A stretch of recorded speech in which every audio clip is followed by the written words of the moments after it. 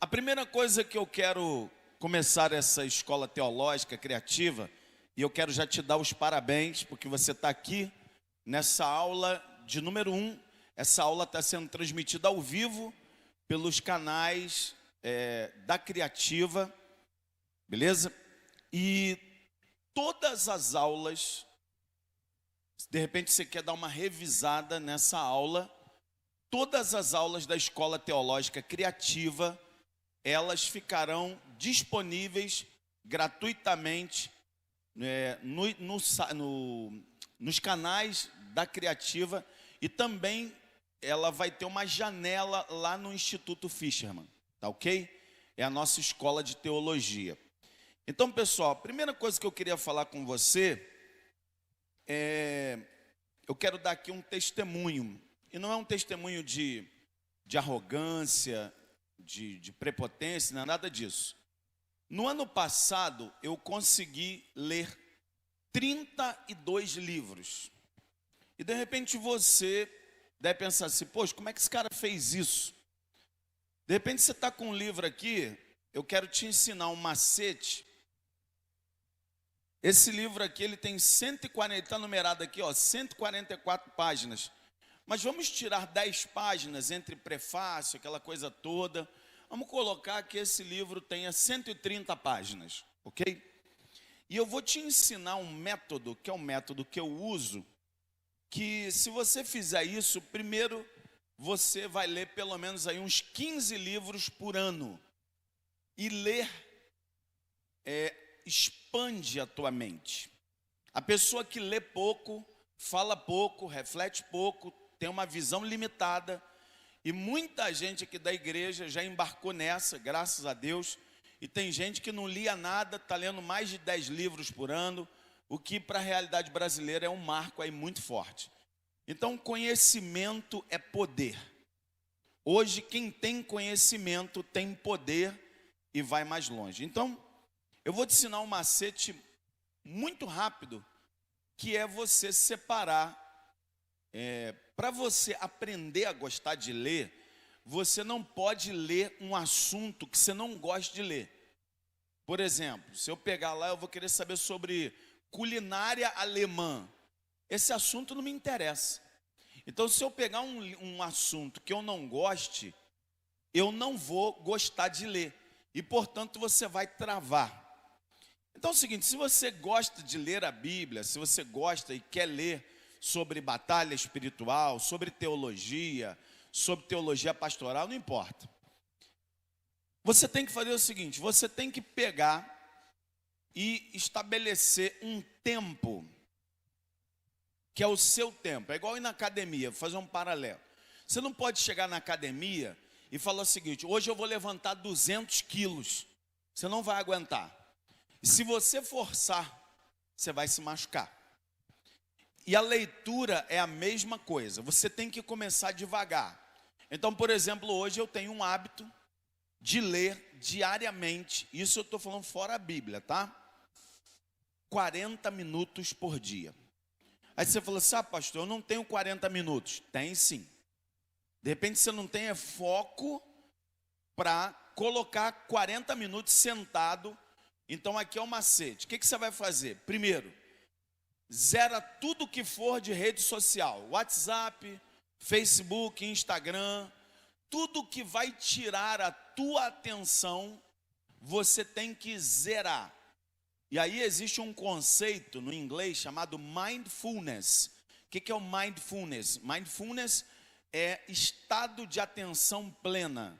É estar 100% num local fazendo aquela coisa. Então, por exemplo, se eu pegar aqui meu telefone, eu vou pegar aqui a trava do lado, e eu travei ele, eu deixo ele de canto. Não me interessa, nesse momento, querer saber quem está me ligando, se o WhatsApp, qual é a atualização do Facebook. Por quê?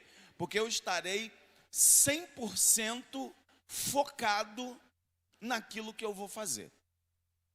O que eu faço? Eu me rodeio daquilo que eu vou precisar. Então, por exemplo, eu preciso de um ambiente em silêncio. Eu preciso de um ambiente com uma temperatura agradável. Você não pode ficar num local que é muito calorento, porque aquilo vai te dar uma angústia, a tua mente vai vagar. E você não pode ficar num local muito frio também, que aquilo ali também. Então tem que ser um ambiente agradável, de repente uma cadeira, a varanda da sua casa, sei lá, o teu cantinho de oração. E aí você tem que combinar com a pessoa que está da sua casa. Falar, agora eu estou lendo. Eu vou ler, ou eu vou orar, ou eu vou estudar. Ou seja, para você aplicar 100% de atenção daquilo que você vai fazer. Não adianta você querer dividir a tua atenção, porque a tua retenção de informação, ela vai ser muito pequena. Não adianta, se você dividir, aí é por isso que muita gente toma desgosto da leitura. Fala, eu leio, não pego nada. É por quê? Porque provavelmente você está dividindo a tua atenção. Então o que você vai fazer? Você vai separar, você vai começar devagar. Você vai colocar para ler 15 minutos por dia. Se você parar para ler 15 minutos por dia, no mínimo, em um ano, você vai ler uns 10 livros. 10 livros que você vai expandir a tua consciência. Aí você vai, agora eu vou ler 20 minutos. Você está legal, leu? Você tem que discutir e perguntar para o livro, como se ele fosse uma pessoa, o que você está querendo me ensinar? E quando você terminar de ler, você tem que se perguntar, o que eu aprendi disso aqui agora que eu posso aplicar na minha vida? Porque o ensinamento sem aplicação serve para nada. Então você retém o conhecimento quando você pergunta para o livro o que ele quer te ensinar e o que você vai aplicar para a sua vida. Então, esse livro aqui é um livro que eu já li 2 vezes esse livro. Esse camarada aqui, o Dag Heuer-Mills, ele é um pastor americano e ele tem mais de 30 anos de ministério.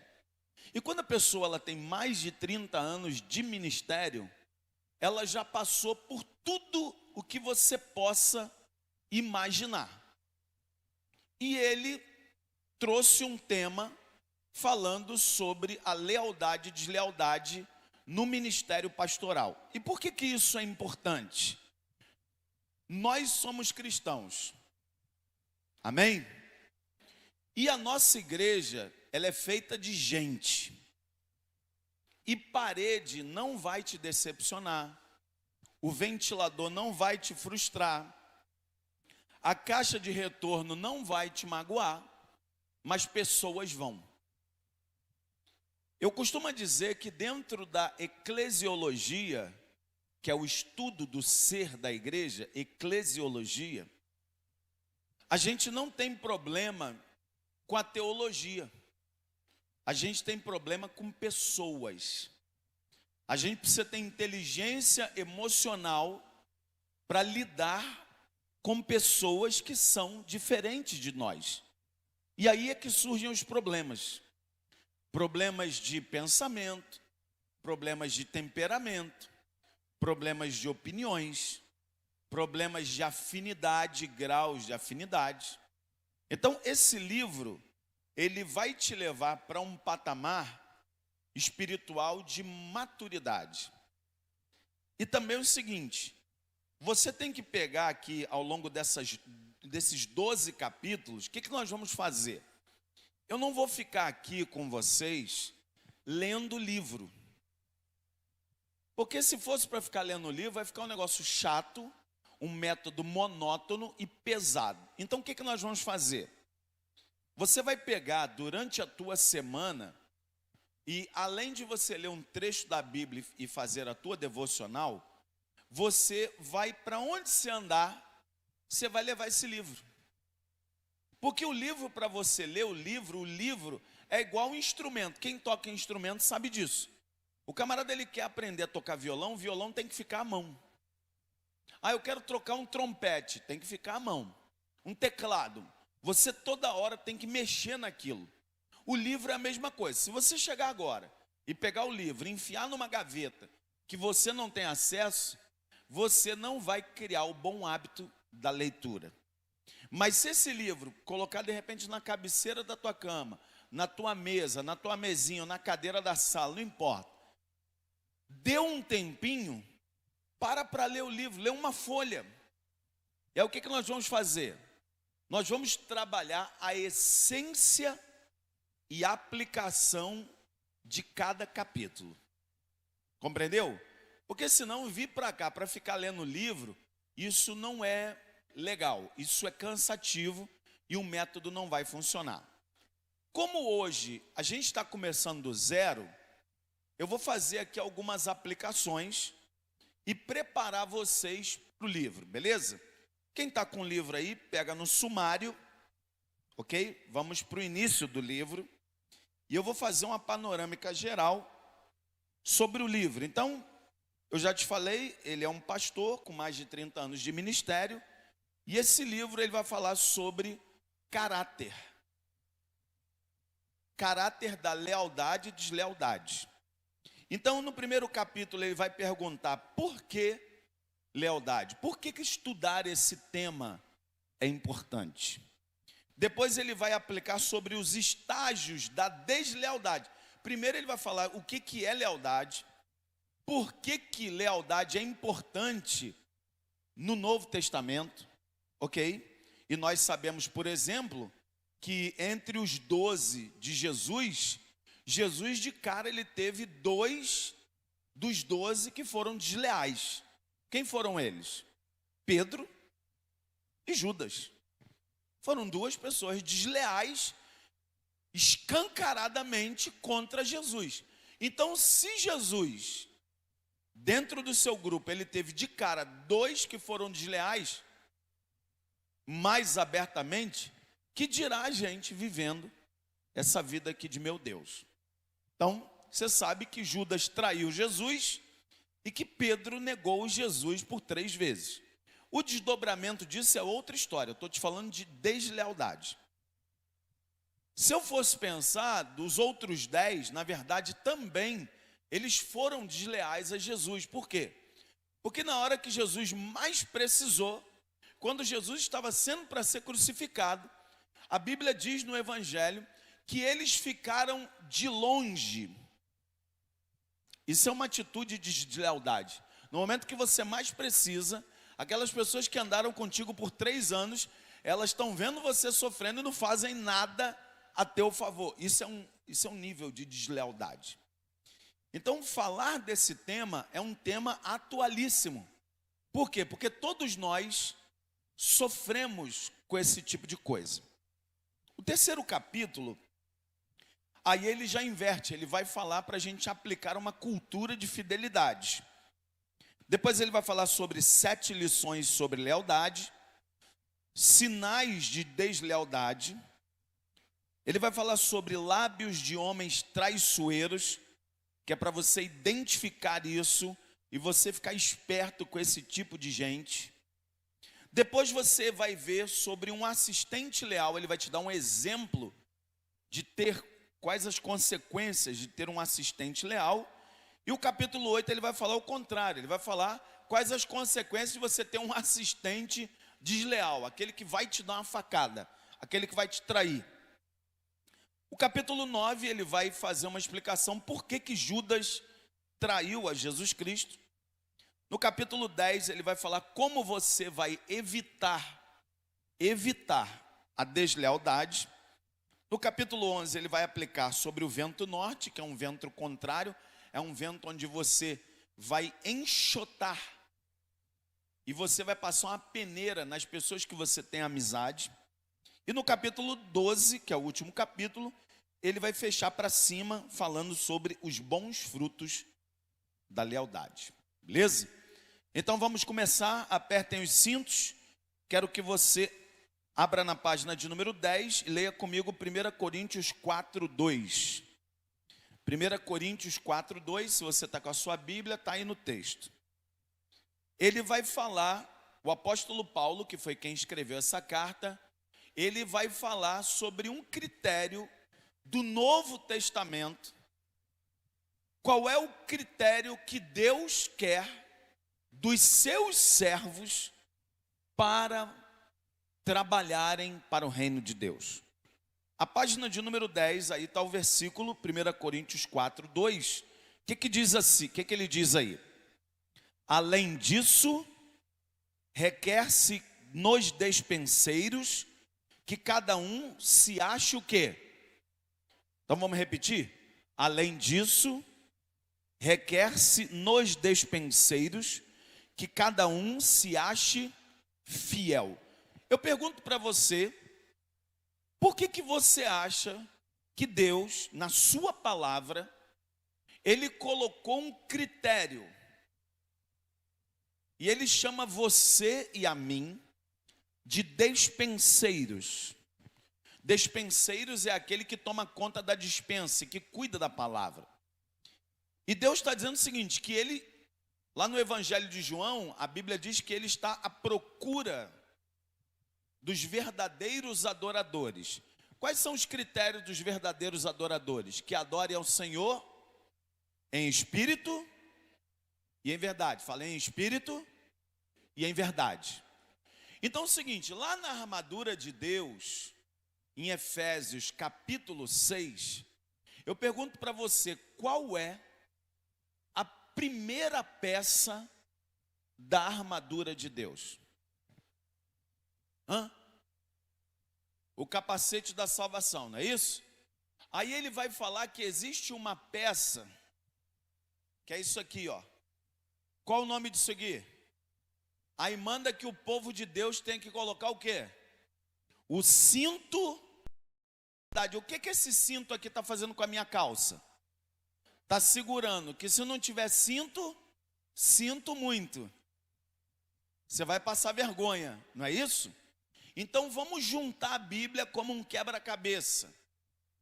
Jesus disse que o Pai está à procura dos verdadeiros adoradores. Ele está à procura dos falsos adoradores. Ele está à procura dos adoradores desleais. Ele está atrás de gente que tem duas caras. Ele está atrás de gente que de manhã, à noite tem outra palavra. A Bíblia vai dizer que uma das peças da armadura é o cinto da verdade.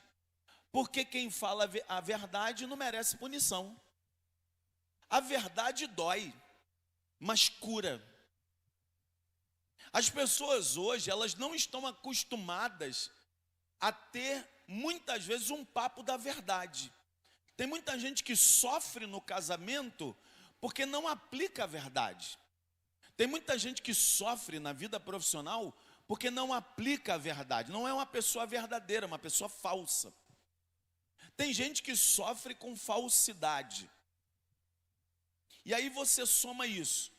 O apóstolo Paulo, ele diz que o que Deus está requerendo, o que é requerer? Pedir, me dá. Eu estou requerendo a minha caneta. Eu estou requerendo essa mochila. O Senhor Deus, Ele está dizendo que o que Ele requer de cada dispenseiro é que a gente se encontre o quê? Fiel, diga fiel. E qual é o contrário de fidelidade? Infidelidade. Quando você tem um casamento com infidelidade, todo mundo sofre. Quando você tem um colaborador, um funcionário infiel, a empresa sofre. A pessoa está ali, está fingindo que está trabalhando, mas está roubando o tempo da igreja, da empresa. Tem gente que pensa que roubar é só pegar. Às vezes você está ali, está roubando o tempo da empresa. Sabe aquele funcionário que ele está fingindo que está trabalhando? Isso é roubar. É mesmo? É. Você está roubando o tempo do teu patrão. Ele te paga para trabalhar e você finge que está trabalhando. Você está roubando o tempo. Por isso que o teu tempo de trabalhar são 8 horas.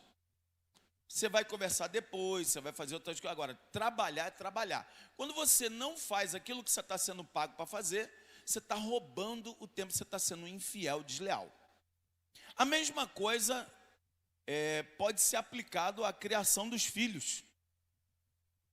Os pais são responsáveis por educar os seus filhos. No momento que você não educa um filho seu, você está sendo desleal a um princípio espiritual. Tem gente que acha que educação quem tem que dar é a escola. Está errado. Esse princípio, ele vem aí de fora, ele foi deturpado. A Bíblia diz, ensina o teu filho no caminho em que ele tem que andar. Quem tem que ensinar espiritualidade para os seus filhos são os pais. Se você não educa o seu filho, pode ter certeza, o mundo vai ser um péssimo professor. E é por isso que o mundo está como está.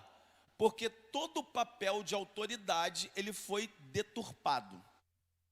Professor hoje é mal visto, policial, político, líder, pastor, padre, não interessa quem. Empresário.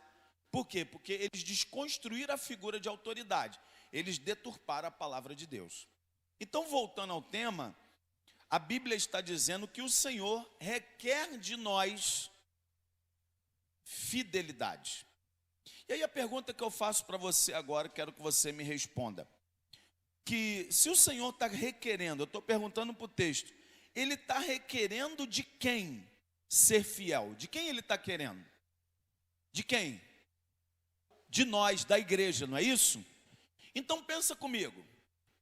Vamos fazer teologia, vamos pensar filosoficamente. Alguém é obrigado a ser cristão? Me respondam. Não é isso? Então a pessoa, ela estava vivendo uma vida de pecado, uma vida dissoluta, e de repente ela ou ele ouviram o evangelho. Pega a minha linha de raciocínio. E essa pessoa, ela teve então um encontro com Deus. Amém, glória a Deus, estamos felizes. A pessoa foi lá e tal, beleza. O que ela vai fazer? Ela vai se preparar para o batismo. Ela foi obrigada? Sim ou não? Não, eu estou sendo bem frio. Eu estou criando aqui uma metodologia. No momento que ela vem aqui, aí chama a família, aí ela vem aqui na frente, ela é entrevistada pelo pastor, pela pastora, pelos líderes e tal, e a pessoa, ela não tem ideia do que ela está se metendo talvez. E você pergunta, bom, agora quem é Jesus para você e tal? Você crê no Senhor? Creio. Você professo? E ela vai prometendo um monte de coisa. Você promete ser um crente assíduo na igreja? A pessoa, prometo? Não, prometo. Você promete ser um fiel dizimista? Prometo. Você promete viver em célula? Prometo. Vai prometendo. Aqui na frente, aquele ritual, a pessoa promete, você promete ser obediente às suas lideranças espirituais? A pessoa, prometo. Ela vai prometendo. É igual casamento. Chegou aqui, né? O cara está aqui, está a mulher dele aqui e tal. Você promete amar, cuidar? Prometo. Promete ser fiel? Prometo. Você promete cuidar na alegria, na tristeza? Prometo. E ele vai prometendo, vai prometendo. É igual profissão de fé, vai prometendo um monte de coisa. Só que o casamento acabou, tem a festa, cada um vai para a sua vida. Aí é que começa. É a mesma coisa na vida espiritual. Quando você veio aqui, o satanista, ele faz pacto com Satã. E você sabe que ele faz pacto de sangue. No momento que ele pactuou no mundo espiritual com sangue, está ligado. Eu não sei se você já se ligou que um crente também faz pacto. No momento que você está sendo batizado, você está fazendo um pacto. Não é com o pastor Cleiton. Não é com o nome da criativa. Não, você está fazendo um pacto espiritual com Deus. Aí o que normalmente está acontecendo hoje? Aquele pacto que a pessoa fez na vida prática, ela esquece de tudo.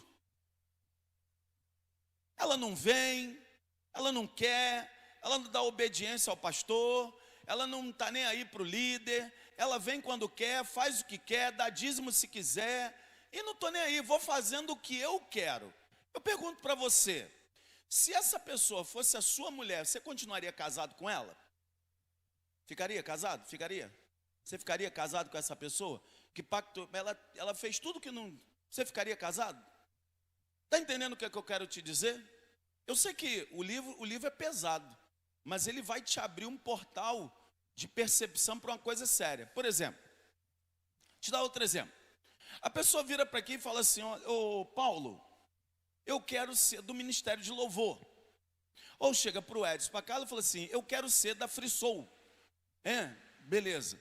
Então é o seguinte, para você ser da Free Soul, você tem que viver a vida da igreja, você tem que estar na escola teológica, você tem que viver a vida em célula, você tem que estar aqui, se você não vier, você tem que justificar para o líder. Aí a pessoa fala: você entendeu? Aí a pessoa fala: não, entendi. Eu posso ser? Pode. Aí quando a pessoa se torna disso aqui, na vida real ela para de fazer tudo o que ela pactuou. O que um líder desse tem que fazer? O que ele tem que fazer? Eu sei que a gente fica com essa cara, porque a gente está mexendo em coisas. A gente tem que tomar atitude, sabe por quê? Porque se você faltar 7 dias no seu serviço, você pode ficar tranquilo, você vai tomar uma punição. Você vai tomar uma punição. Agora, por que para as coisas de Deus a gente tem uma deslealdade tão fácil? Existe um livro que você está lendo, que é de um autor chamado Leonard Ravenhill. O nome do livro é Por que tarda o pleno avivamento? É uma pergunta que ele faz: por que o avivamento está demorando a vir? O que é o avivamento? O avivamento é quando o poder de Deus ele é derramado com uma força muito grande. E não é você que trabalha, é o Espírito Santo que trabalha para você, ou trabalha com você e através de você. E aí ele vai dizer que hoje, uma das causas que o avivamento não está vindo na igreja, é porque a igreja não é leal. Porque se a igreja for leal ao princípio que Deus estabeleceu, o avivamento é fácil para Deus derramar. Você quer ver um exemplo? Vamos para a Bíblia? Pega a sua Bíblia aí, por favor. Abre em 1 Crônicas. Abre aí na sua Bíblia. Antigo Testamento. Primeiro livro das Crônicas.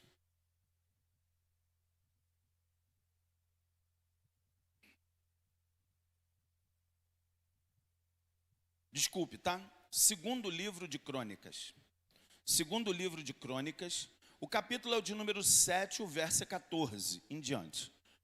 Segundo livro das Crônicas, capítulo de número 7, verso 14.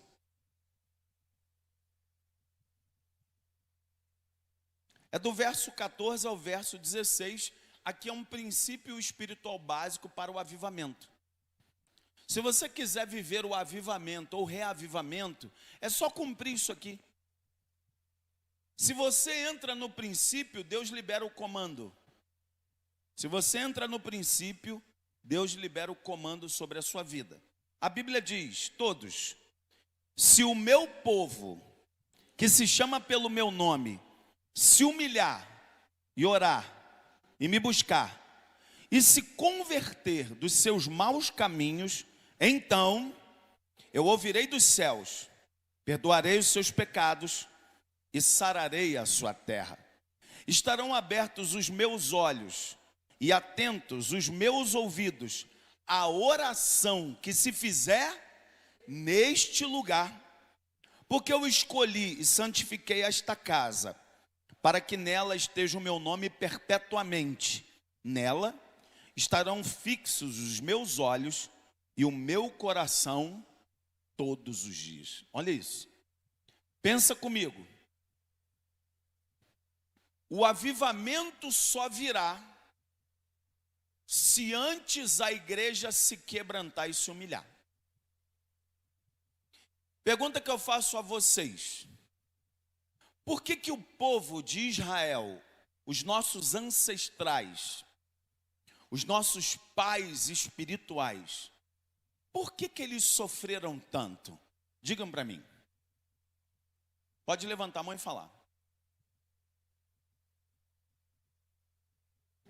murmuração e fizeram aliança com outros deuses. Mas o quê? Desobediência, não é isso? Sim ou não? Vocês têm filhos. Aí você fala para o seu filho: não atravessa a rua sem me dar a mão. Aí o que a criança faz? Ela desobedece, solta a mão e atravessa. O que pode acontecer? O pior, não é isso? A mesma coisa é o princípio espiritual da obediência. Por isso que Jesus vai dizer lá no Novo Testamento o quê? Obedecer é melhor do que o quê? Sacrificar. O camarada perdia um maior tempão lá. Ah, eu pequei, tem que ir lá levar o carneirinho para sacrificar o meu pecadinho e tal. E Jesus está vendo aqui, eu falo: rapaz, não é isso que eu quero não. O que eu quero da minha igreja, o que eu quero da minha noiva, o que eu quero dos meus soldados, o que eu quero das minhas guerreiras é lealdade. Lealdade. Vamos criar um cenário, então vamos voltar para o livro. Vamos imaginar que a partir desse momento, você esteja 100% focado, de no ano 2021, você vai colocar uma meta pessoal, que eu acho que é o básico de qualquer cristão, é você ganhar uma alma para Jesus em um ano. Uma. Não 1 milhão, não. Uma. Conta comigo.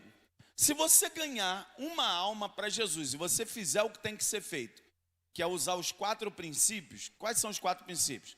Ganhar, consolidar, treinar e enviar. Você ganha essa pessoa, você gera essa pessoa, você pare essa pessoa no mundo espiritual, você é pai ou mãe espiritual daquela pessoa. Aí você consolida essa pessoa, você não vai dar para ninguém consolidar, o filho é teu. Depois você treina essa pessoa em um ano, e depois você envia essa pessoa para ser como você. Eu pergunto para você, em quanto tempo nós vamos ter que sair daqui? O ano que vem. Você pegou a visão do que eu estou falando, sim ou não? Agora, por que a gente ainda está aqui? Por que, Milena? Porque a gente não faz. A gente não é leal com aquilo que o Senhor mandou. O Senhor não pediu, o Senhor não solicitou, o Senhor não disse: olha, por favor, por gentileza, me ajuda aí, quebra o meu galho. Não, o que está lá em Mateus 28, de 18 a 20? Jesus disse, foi Jesus que falou: toda autoridade me foi dada no céu e na terra. Portanto, ide. Ele está mandando, ele está pedindo. Ide, fazei discípulos, batizando-os em nome do Pai, do Filho, do Espírito Santo, ensinando-os a guardar todas as coisas que vos tenho ordenado. E eis que eu estou com vocês todos os dias, até a consumação do século. Aí o que está acontecendo hoje com a nossa geração? A geração eleita, o povo de Deus. A gente de alguma forma não está sabendo administrar o nosso tempo. E a administração do tempo tem tudo a ver com teologia, com vida cristã. Por quê?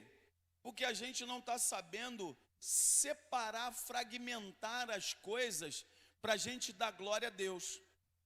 Você não falta trabalho, você não falta faculdade, se faltar é por um motivo sério, porque você está pagando. Você não para de cuidar das suas coisas, você não para. E a casa de Deus? E as coisas de Deus? E o pacto que você fez aqui com Deus? Porque, pessoal, às vezes a gente sempre pensa que alguém vai nos trair, vai ser desleal com a gente.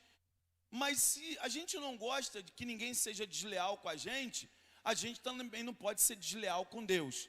Porque saiba de uma coisa, por esses dias, eu liberei uma palavra sobre a vida de alguém, eu vou liberar sobre a tua agora, amém? A palavra que eu quero liberar sobre a tua vida está em Deuteronômio 28, recebe. Abre aí a sua Bíblia. Deuteronômio, capítulo de número 28. Recebe e pega isso para a sua vida. Deuteronômio 28, verso de número 1 em diante. Eu profetizo sobre a tua vida essa passagem. Quem achou, diga achei. A Bíblia diz: as bênçãos decorrentes da obediência. Assim diz o Senhor, igreja: se atentamente ouvires a voz do Senhor teu Deus, tendo cuidado de guardar todos os seus mandamentos, que hoje eu te ordeno, o Senhor teu Deus te exaltará sobre todas as nações. Quem recebe da glória a Deus? A Bíblia diz: se ouvires a voz do Senhor teu Deus, virão sobre ti e te alcançarão todas essas bênçãos. Quem dá glória a Deus? Bendito será tu na cidade, bendito no campo. Cadê o glória a Deus? Ah, você está recebendo ou não? Eu estou profetizando. Bendito o fruto do teu ventre, bendito o fruto da tua terra, o fruto dos teus animais, a cria das tuas vacas e das tuas ovelhas. Bendito o teu cesto, a tua amassadeira. Bendito será ao entrar e ao sair. O Senhor fará que sejam derrotados na tua presença os inimigos que se levantam contra ti. Por um caminho sairão contra ti, mas por 7 caminhos fugirão da tua presença. O Senhor determinará que a bênção esteja nos teus celeiros e em tudo que você colocar a mão, e te abençoará na terra que te dá o Senhor teu Deus. O Senhor te constituirá para si um povo santo, como tem jurado, quando guardares os mandamentos do Senhor teu Deus e andares nos seus caminhos. E todos os povos da terra verão que és chamados pelo nome do Senhor e terão medo de ti. O Senhor te dará abundância de bens, no fruto do teu ventre, no fruto dos teus animais, no fruto do teu solo, na terra que o Senhor, sob juramento, a teus pais prometeu dar-te. Amém? Ele está dizendo o seguinte: se vocês me obedecerem, prepara para a revolução da tua vida 360 graus. O Senhor te abrirá o bom tesouro, o céu, para te dar a chuva na terra no seu tempo, e para abençoar toda a obra das tuas mãos. Emprestarás a muita gente, porém tu não tomarás emprestado. Meu Deus, o que é isso? Recebe isso aí, meu filho. Está pegando, sim ou não? O Senhor te porá por cabeça e não por cauda, e só estarás em cima e não embaixo, se obedeceres aos mandamentos do Senhor teu Deus, que hoje te ordeno, para os guardar e o cumprir. Não te desviará de todas as palavras que hoje eu te ordeno, nem para a direita, nem para a esquerda, seguindo outros deuses para os servires. Eu pergunto para você, de que esse texto está falando? De lealdade. Sim ou não? Ele está dizendo: se você for leal a mim, fica tranquilo, eu quero mais é te abençoar. É isso que ele está dizendo. Agora, quando a gente começa a estudar sobre lealdade e deslealdade, aí a coisa muda. Por quê? Vai para o teu livro. Então a pergunta do tema de hoje é: por que lealdade? Por que é importante você estudar como um cristão, estudar sobre lealdade? E ele está dando aqui 7 motivos porque o assunto lealdade é importante. Primeiro motivo: lealdade é a principal qualificação de todo ministro. Então ele está dizendo o seguinte, que para você ser um ministro de Deus, você tem que ser leal àquele que te convocou, aquele que te alistou, aquele que te arregimentou, aquele que te chamou das trevas para a luz, aquele que te salvou pela graça. E aí você vai compreender o poder disso. Só que é o seguinte, ele coloca no capítulo de número 2, que é para a gente lutar contra a 5ª coluna. E ele faz uma história, que ele conta uma história, eu vou te contar. Ele faz um experimento, ele faz uma analogia sobre... Tem um barulho aqui.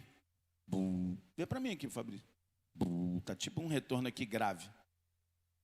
Começou agora. Olha só. Ele vai falar sobre a quinta coluna. Então é o seguinte. Você lembra da história de Alexandre o Grande? Alexandre o Grande foi um dos maiores líderes que a humanidade já teve. E eu vou te dar um paralelo. Ele tinha 4 generais. Dos 4 generais que ele tinha, um dos generais dele traiu ele, que foi o general Tito. Daí, Brutus, né? Brutus, melhor dizendo, Brutus. E aí Brutus traiu o Alexandre. Aí quando ele falou assim, até tu, Brutus, que traiu ele. Então o que eu quero te dizer? Na história e na metáfora do cavalo de Troia, você lembra o que os gregos fizeram? Eles criaram um grande cavalo e foram dar de presente para o inimigo. Só que dentro daquele cavalo eles colocaram um monte de gente do exército inimigo. Por isso que é chamado de presente de grego. O que é o presente de grego? Alguém vai pegar alguma coisa para você e vai te dar. Mas não é para te exaltar, é para te prejudicar. Essa é a quinta coluna, é a coluna do traidor. É a coluna de quem diz estar com você e no fundo não está. E isso te fere, e isso te machuca, e isso dói. Aí diz assim, ó, eu vou ler a história. Cedo em meu ministério, eu percebi que o diabo é um especialista em destruir a igreja, sim ou não? Trabalhando do lado de dentro da igreja. Se você for um bom ministro, chamado por Deus, e fizer as coisas certas, o diabo terá muito pouca oportunidade de lutar contra você do lado de fora. Jesus disse, o que ele disse? O que está escrito aí, pessoal? Porque se aproxima o príncipe deste mundo e nada tem de mim. Eu pergunto para você, quem era Lúcifer? Quem era? Não, ele não era só um anjo. Ele era um querubim da guarda. O que significa para você ser um querubim da guarda? O que você acha que é isso? Era Lúcifer. Ele era um anjo de alta patente e alta autoridade. O que ele fez? O que aconteceu com o coração dele? Vou usar essa expressão, né? Com o coração dele, porque está entendendo, né? O que aconteceu com ele? O que entrou nele? Ele se rebelou. Mas onde é que ele se rebelou? Na vaidade, no coração. Qual foi o problema de Lúcifer? Ele gerou uma rebelião contra o patrão. Não é isso? Contra o seu chefe. Ele falou assim, não. É como se eu vou usar na minha linguagem. Tu é Deus para tu és nega. Eu vou fazer do meu jeito. Esse é o problema do cristão. Olha só. Vamos imaginar, estamos falando de mundo espiritual. Lúcifer tinha motivo para fazer o que fez? Lá era ruim? O salário atrasava? Passava fome? Não entregava o ticket? Não dava um benefício? Tinha trânsito, o negócio era esquisito? O que vocês acham? Não era tudo perfeito? Sim ou não, Lóio? Não era ou não era? Marconi? O cara era querubim da guarda. O cara tinha acesso a tudo de bom, do melhor. Ele era coberto de glória, de honra, porque Deus não tem problema com isso. Deus não entra em crise. Aí, ele simplesmente falou assim, cara, quer saber? Eu vou criar o que é meu. Vou fazer o meu. O dele eu não quero não, para mim não tá bom. Eu quero, olha só. Por que Caim matou Abel? Fala para mim. Não era filho do mesmo pai? Não era o contexto da mesma mãe? Só que é o seguinte, ele queria o que Caim tinha. O que você acha? O que você acha, Paulo? Você acha que ele queria? Não, ele não queria o que Caim tinha. Ele queria o que Caim era. Tem gente que às vezes não quer o que você tem, quer ser o que você é. Às vezes a pessoa ela olha para a sua vida e ela fala assim, eu estou com inveja dele por causa da vida dele. A maneira como ele vive, a maneira como ela se comporta, as coisas que ela recebe espiritualmente. Eu não quero, eu estou com inveja. Aí o que Caim foi lá e fez com Abel? matou. Só que antes ele matou o irmão dele aonde? Aqui e aqui. Por isso que a soberba precede a ruína. Lúcifer, Satanás, era um anjo de alta patente. Ele falou, não, eu não quero não. Só que tem um problema e é um princípio que você tem que aprender e tomar cuidado. Ele não podia ter caído sozinho, Nelsinha. Ele vai para onde ele quiser, não é isso? Mas qual o problema desse tipo de gente? É que elas caem. Repete para mim, fala aí. Elas caem, mas ela não quer cair sozinha. A pessoa que vai cair, ela não cai só. Ela fala assim, eu vou cair, mas eu vou levar um monte comigo. É o princípio de Satã. E a Bíblia diz que ele levou quanto do céu, por favor? 1/3, está falando de matemática. É fração, 1/3. Eu pergunto para você, quantos anjos tem no céu? Você que é professor de matemática. É? E aí eu te pergunto, e aí? Só que é essa fração de quanto? Quantos anjos tinham no céu? A Bíblia diz que quando o Senhor voltar, virá miríades de anjos. São milhares de milhares. Sabe o que é milhares de milhares?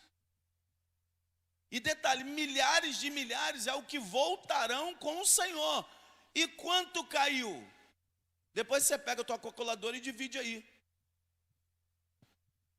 Eu quero te dizer que nessa terra tem milhares de demônios. São os chamados nefilins, aqueles que caíram. Caíram por quê? Porque foram desleais. Foram desleais ao Senhor, foram arrogantes, foram invejosos. Todo traidor, ele é invejoso. Ele olha para o líder e fala assim, eu faço melhor que ele. Alguém vai olhar para você e vai dizer assim, eu não estou gostando da liderança dele na Frisou, eu faço melhor que eles. Esse é o princípio de Caim, esse é o princípio de Satã, esse é o princípio de... Alguém que está te invejando lá no teu trabalho, está olhando para você e fala assim, aquele cargo ali devia ser meu, porque eu faço melhor que ela. Princípio de Satã. Princípio de Lúcifer, princípio do diabo, princípio de Caim. Ele falou, não, eu sei fazer melhor, eu tenho muito mais talento que aquela pessoa, eu falo melhor que aquela pessoa, eu sei fazer igreja melhor que essa pessoa, eu sei liderar o louvor melhor que esse cara, eu sei liderar melhor que essa pessoa na Frisou. Vou dizer uma coisa para você, eu cansei de ver aqui ao longo dessa jornada, eu estou falando aqui para crente maduro, eu cansei de ver isso, sabe quando? Quando eu começava a nomear para o encontro com Deus. Tinha gente que ficava irritada com o outro nomeado. O que? Fulano é líder da intercessão? Que isso? Eu faço melhor que ele, pô. Eu oro melhor, eu falo mais bonito. Rapaz, eu sou melhor que essa pessoa no criarte. Eu sou melhor que essa pessoa na cozinha. Eu sou melhor que essa pessoa. Isso é demoníaco. É diabólico. Então isso, a gente tem que estar muito vigilante. O nosso papo aqui é muito franco, muito reto. Cuidado para você, como você está olhando seu líder de célula. Cuidado como você está olhando para mim. Todo pensamento gera um sentimento. Todo sentimento gera uma ação correspondente. Se o teu pensamento é ruim, o teu sentimento é ruim, a tua ação é ruim. E o resultado é ruim. Onde é que você cura isso? Você cura na maneira como você está olhando. A Bíblia diz que toda autoridade é constituída por Deus. Ela é constituída por Deus. Então, diante dessa situação, você tem que dizer o seguinte, se a pessoa está nomeada para aquilo, não interessa se ela é boa ou se é ruim, é a autoridade. É autoridade, está constituída a autoridade, é princípio. Você acha que no céu, vamos lá, de novo, vamos fazer teologia, vamos falar de angelologia. Vocês acham que no céu os anjos ficam discutindo quem vai fazer o quê? O que vocês acham? O que você acha? Eles ficam discutindo? Pô, cara, eu quero ser querubim, pô. O cara falou, não, eu quero ser serafim. O que você acha? Você acha que no céu tem isso, Nelson? Eles não ficam debatendo? Por exemplo, vamos falar de teontologia, o estudo ser de Deus. Por exemplo, você tem a trindade, né? Vocês acham que a trindade fica discutindo entre eles quem é o quê? Você acha que o pai fica falando, eu queria mesmo era ser o filho. O Espírito Santo falou, eu queria ser mesmo era o pai. O filho falou, não, eu queria mesmo era ser o Espírito Santo. O que vocês acham? A pessoa falou, pô, cara, tá no meu cargo, sai daí, pô. O que vocês acham? A comunidade perfeita é a trindade. Eles, cada um sabe o seu papel, a sua essência, a sua natureza e a maneira como eles se revelam. Você está pegando o que eu estou falando? Sim ou não? Está entendendo a aplicação do que eu estou te dizendo? Então, eu digo para você, cuidado com a quinta coluna. Cuidado. Quando você chega com uma pessoa ali, e essa pessoa, ela começa assim, ó. Começa às vezes dentro da célula. Rapaz, inclusive o seguinte, vou falar aqui, aconteceu aqui. A pastora pregou esses dias, tinha gente aqui dentro criticando o sermão da pastora com outra pessoa aqui dentro da igreja, semana passada. Chegou aqui ao meu conhecimento. Falei, rapaz, não entendi nada que essa mulher está falando aí. Sabe por que não entendeu o que essa mulher está falando, que é a pastora da igreja? É porque está com o coração fechado e é analisador de culto. Está como juiz, não está como servo. Estava dentro da igreja, dentro do culto, está cantando, levanta a mão, o pessoal está cantarolando, está dando glória a Deus, uma atmosfera, a pessoa está analisando.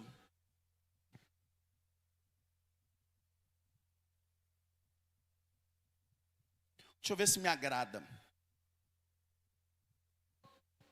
Dedo acusador, aí está ali, aí olha que triste. A pergunta que eu faço é, está fazendo o que aqui dentro? Está fazendo o que aqui dentro? Vai embora. Vai embora. Você está perdendo seu tempo aqui, filho. Entendeu? Parece grosseiro, mas não é. É por isso que o livro Lealdade e Deslealdade vai mexer em muita ferida nossa. Nossa, minha, sua, nossa. Se a pessoa está dentro da igreja, um líder espiritual está pregando, a pessoa está avaliando, está questionando, mas não estou entendendo. Então fala assim, fica com a boca calada e fala, Senhor, fala comigo, Senhor, para eu tirar alguma coisa para a minha vida. Não é possível que nem o texto bíblico não fale o teu coração. Pelo menos o texto bíblico. Aí você imagina, aí vai lá para a tua célula, né? Tem gente que não entendeu. O que é célula? Célula é o menor pedacinho da igreja. Célula é um pedacinho de igreja, lá dentro da sua casa.